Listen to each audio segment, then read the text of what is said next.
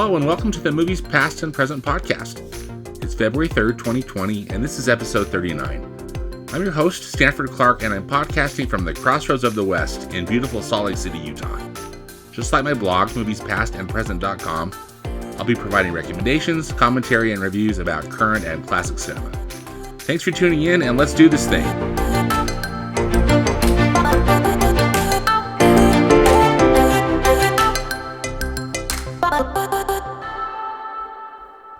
For the new movie roundup this week, we really just have one major studio release, and it's Birds of Prey and the Fantabulous Emancipation of one Harley Quinn.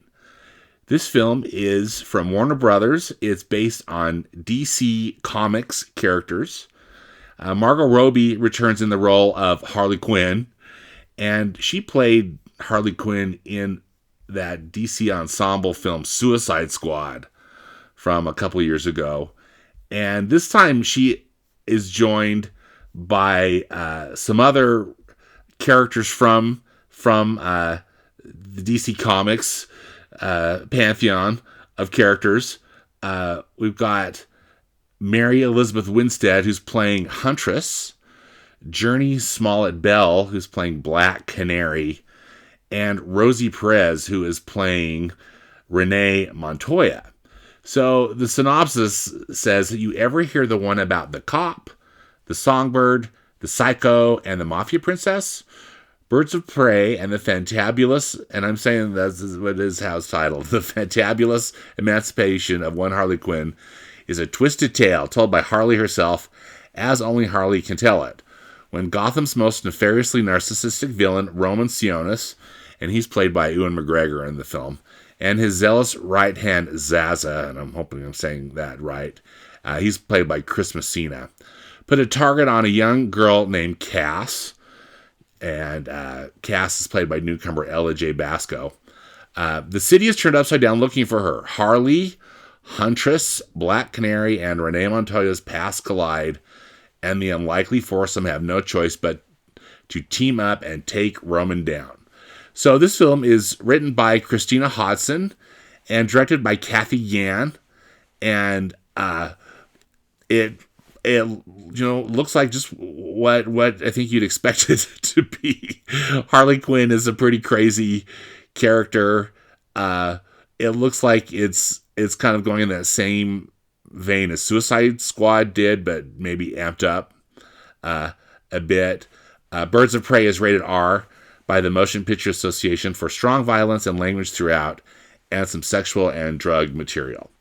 So that's Birds of Prey, and then really for something completely different this upcoming weekend and then into next week, Turner Classic Movies is going to be screening the 50th anniversary of Love Story, the film from 1970 that stars Ryan O'Neal and Ally McGraw as college students in love that have all sorts of trials that they have to face. But it's a tearjerker and it's a classic.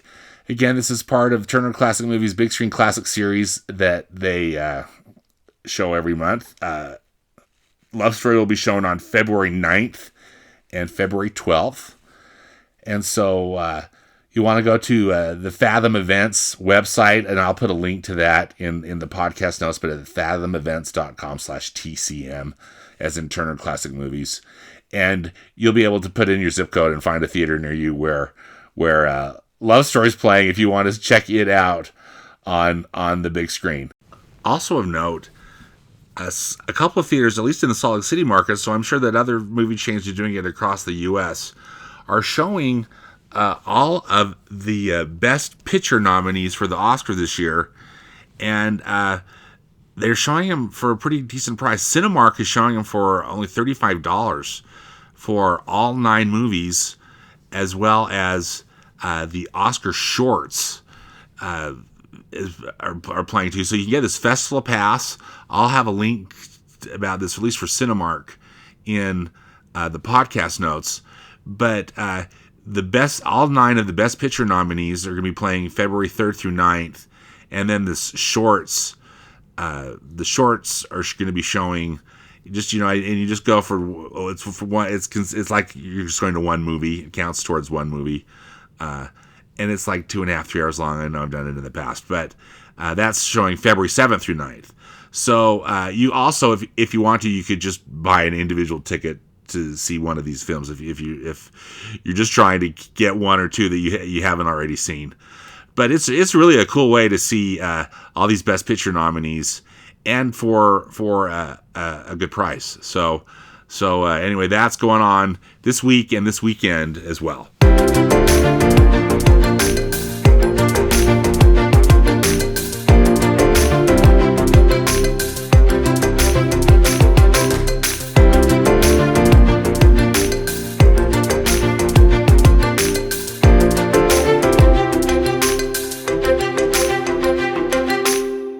So the Oscars are this Sunday, February 9th, and the Academy Awards in all their glory will be broadcast on U.S. network television again on the ABC television network. And the Academy of Motion Picture Arts and Sciences is really active on social media. So if you don't want to watch the broadcast, I'm sure that they will be putting out stuff on their Facebook, Twitter, and Instagram feeds, just kind of nonstop probably, and probably on YouTube as well. I will have links to all of their social media pages on in my podcast notes, so you can definitely follow along if you aren't already. But one of the fun things that the Academy is doing this year is sponsoring what they're calling Global Movie Day on the day before the Oscar ceremony. So this is on Saturday, February 8th. And Global Movie Day is a day for film fans around the world to celebrate their favorite movies and engage with the Academy members and filmmakers across social media. So this inaugural Global Movie Day, which again this is this Saturday, February 8th, is actually it's the first of what they're hoping to be now an annual tradition, which they're going to hold on the second Saturday of February every year, right in the heart of Oscar season. And they're doing it to celebrate the power of movies to reach, connect, and inspire people around the world. So how you go about celebrating Global Movie Day is by sharing movies that have inspired you, and you share it on social media. So post your favorite movie lines on Twitter or the greatest posters on Instagram, and then rewatch your favorite movies with friends or visit your local theater to see something new. No matter how you choose to celebrate, be sure to take pictures and videos and share them using hashtag Global Movie Day. So I'm in for sure. So I think that sounds really fun. So Global Movie Day on Saturday, February 8th, the day before the Oscars. Now the Oscars, then as I mentioned, are happening on Sunday, February 9th. Now I got to tell you, I am horrible at making Oscar picks, and that's not necessarily the point. But I thought, though, that it might be fun just to go over some of these top categories. And actually what I'm going to do is pick who I would vote for if I were a member of the Academy. And again, and we'll just see who actually wins on Sunday. But I'm definitely not entering a pool or anything, because I never can pick right, or I rarely pick right. So let's just go for some of these big categories. For the 4 acting awards, starting off in actor in a leading role. The 5 people nominated are Antonio Banderas for Pain and Glory, then Leonardo DiCaprio for Once Upon a Time in Hollywood, Adam Driver for Marriage Story, Joaquin Phoenix for Joker, and Jonathan Pryce for The Two Popes. This one, I don't know necessarily who I would pick.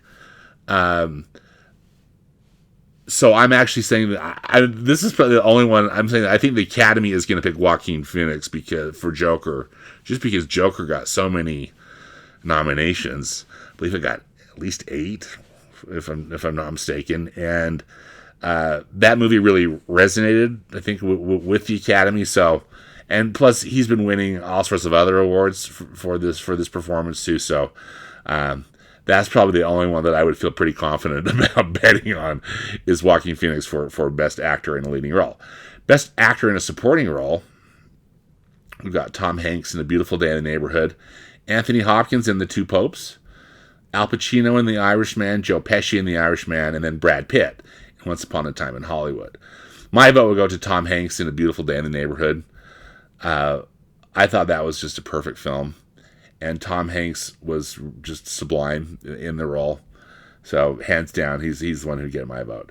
Okay, then Best Actress in a Leading Role, we've got Cynthia Erivo in Harriet, Scarlett Johansson in Marriage Story, Saoirse Ronan in Little Women, Charlize Theron in Bombshell, and Renee Zellweger in Judy. I think I'd vote for Charlize Theron in Bombshell just because she, holy cow! I mean, she was Megyn Kelly. She just took that on so well. So that's who I'd vote for. Best Actress in a Supporting Role, we've got Kathy Bates in Richard Jewell, Laura Dern in Marriage Story, Scarlett Johansson in Jojo Rabbit, Florence Pugh in Little Women, and Margot Robbie in Bombshell. My vote would go to Scarlett Johansson in Jojo Rabbit. I just thought her performance was so subdued and so powerful. And that was such a good role for her and such a good movie. So anyway, that's who my vote would go for. For Best Animated Feature Film, I'm throwing this one because it's a category, that's near and dear to my heart. The 5 nominees are How to Train Your Dragon, The Hidden World, I Lost My Body, Klaus, Missing Link, and Toy Story 4.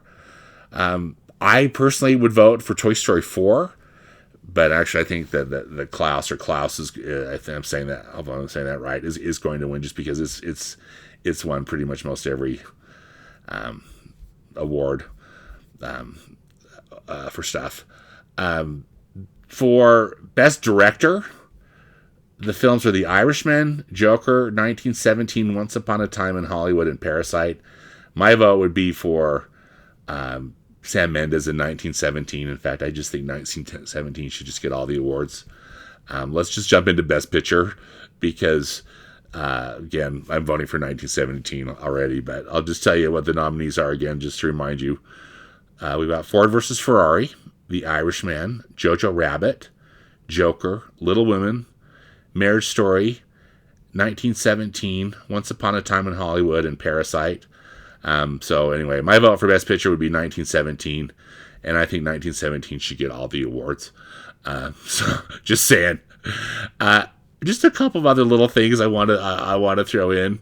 I think that for international feature film, there are the 5 nominees for international feature film. I'm not an expert in this category by any means, but the nominees are Corpus Christi, Honeyland, Les Miserables, Pain and Glory, and Parasite.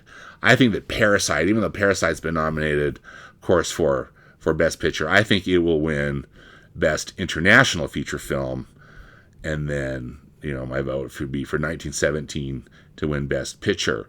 Now, a lot of people are saying that director Greta Gerwig, who directed this adaptation of Little Women, was robbed of a being nominated for Best Director, and I would concur.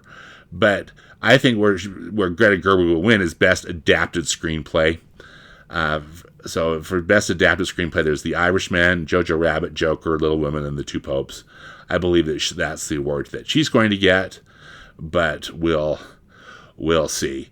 One final snub, I think that actually Frozen 2, which is not necessarily a perfect film, but I thought it was a fantastic film. I thought it should have been nominated for Best Animated Feature Film. So I'm just throwing it out there that I think it's going to win Best Original Song for Into the Unknown. That was a really fantastic number from that film, and Idina Menzel is my girl. So anyway, I'll just read these categories for Best Original Song. I Can't Let You Throw Yourself Away from Toy Story 4. I'm Gonna Love Me Again from Rocket Man. I'm Standing With You, Breakthrough, Into the Unknown, Frozen 2, and then Stand Up Harriet.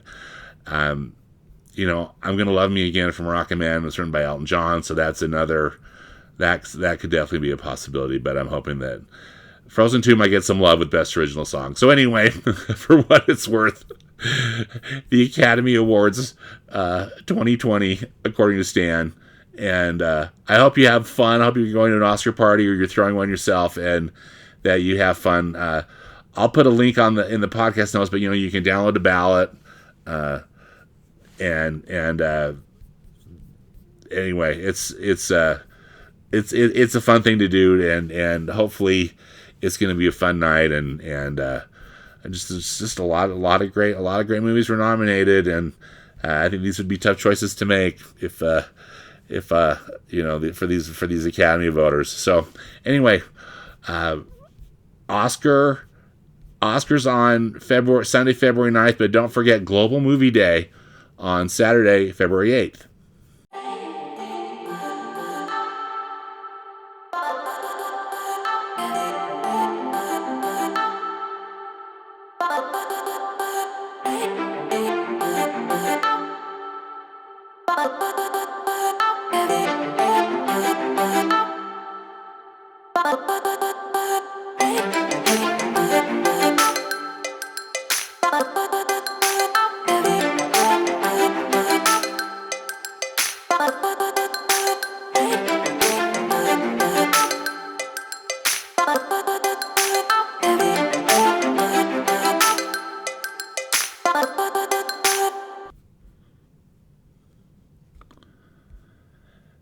For Classic Cinema Corner, I just want to give you a quick update on my 2020 movie watching project.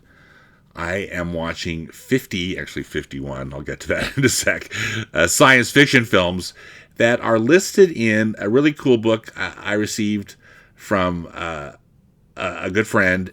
It's called Turner Classic Movies Must See Sci-Fi, 50 films that are out of this world.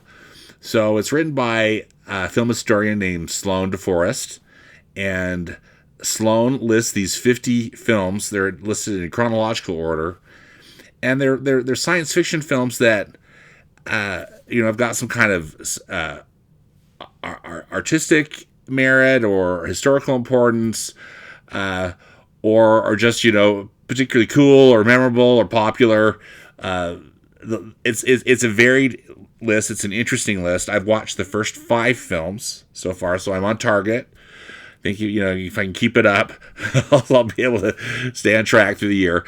I have put the complete list of the films in my blog at moviespastandpresent.com. I'll have a link to it in the podcast notes too, so you can find that particular blog post, just in case you're interested to follow along or you just want to see the list.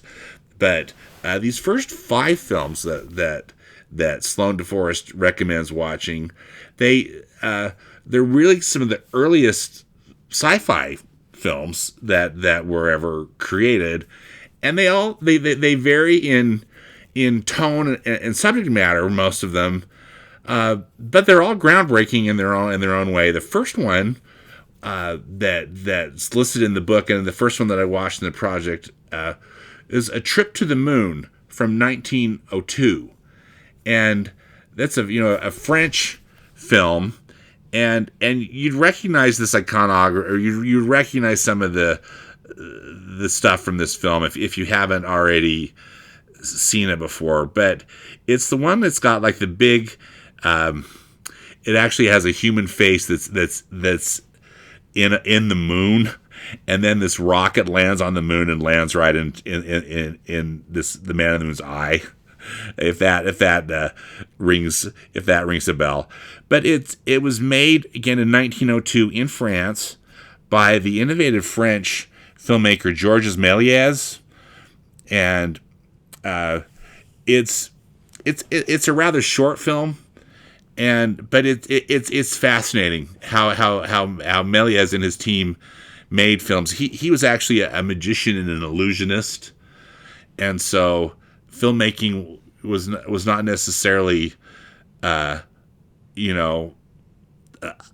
stretch for him, I guess, artistically, but they sure did some interesting things, and the production design is so unique.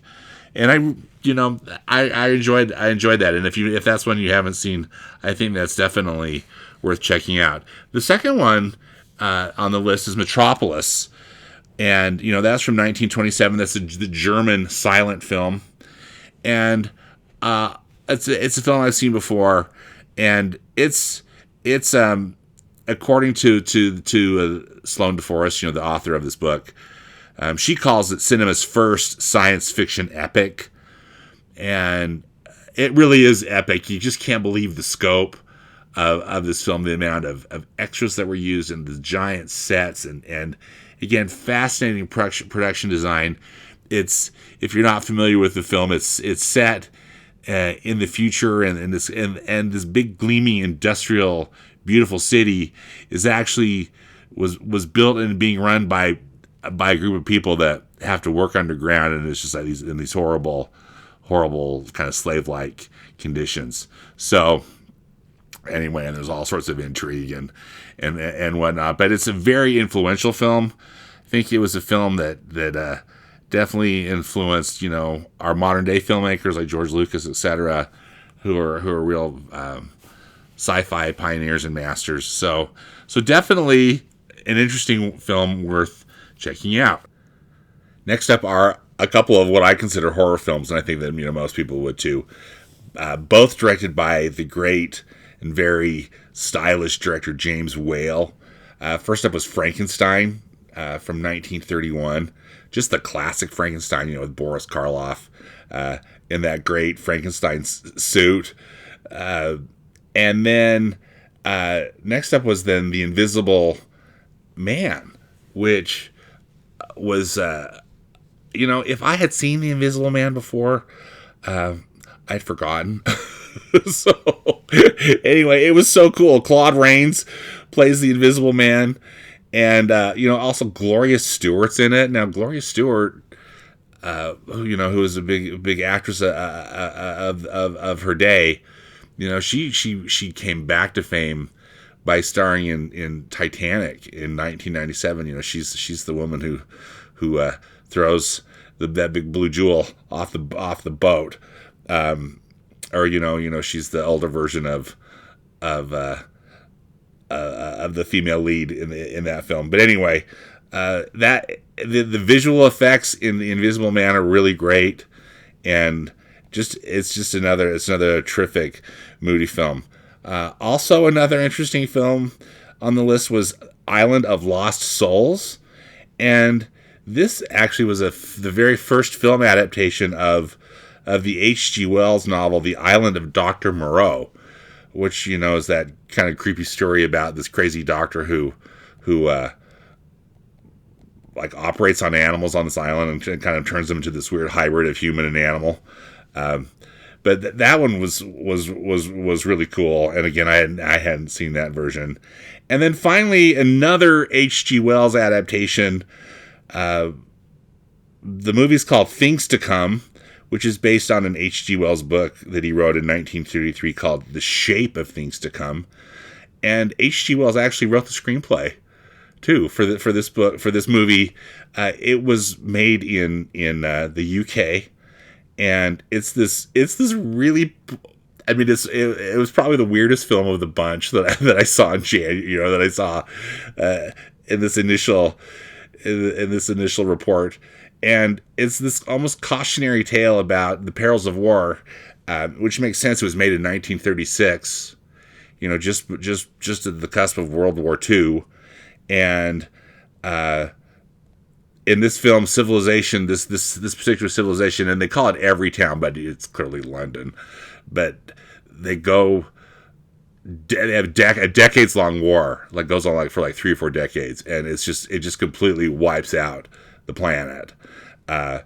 And then there's some kind of strange, it's almost like a zombie apocalypse that happens. These kind of living dead people come back and they have to kill them. And then they decide the safe place is going to be to go underground, and they build this big, wonderful, this very, almost like this Art Deco style civilization underground.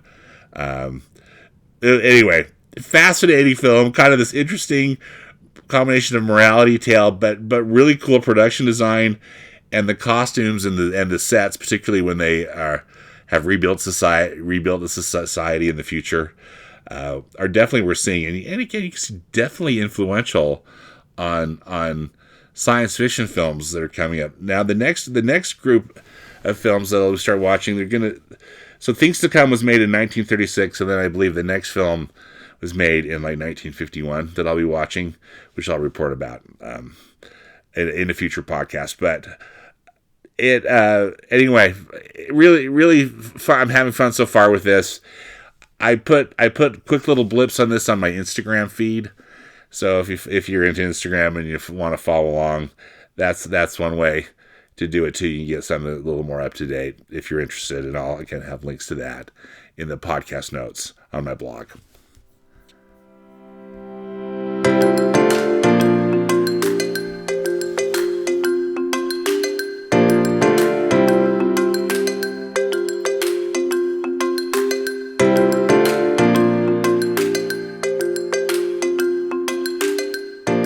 Well, that does it for this episode of the Movies Past and Present podcast. Again, links and more information about all of the movies discussed in today's podcast can be found in the podcast notes on my blog at moviespastandpresent.com. As always, I hope you'll enjoy some good movies this week, whether they be from the past or the present. Until next time, thanks for listening, and see you at the movies.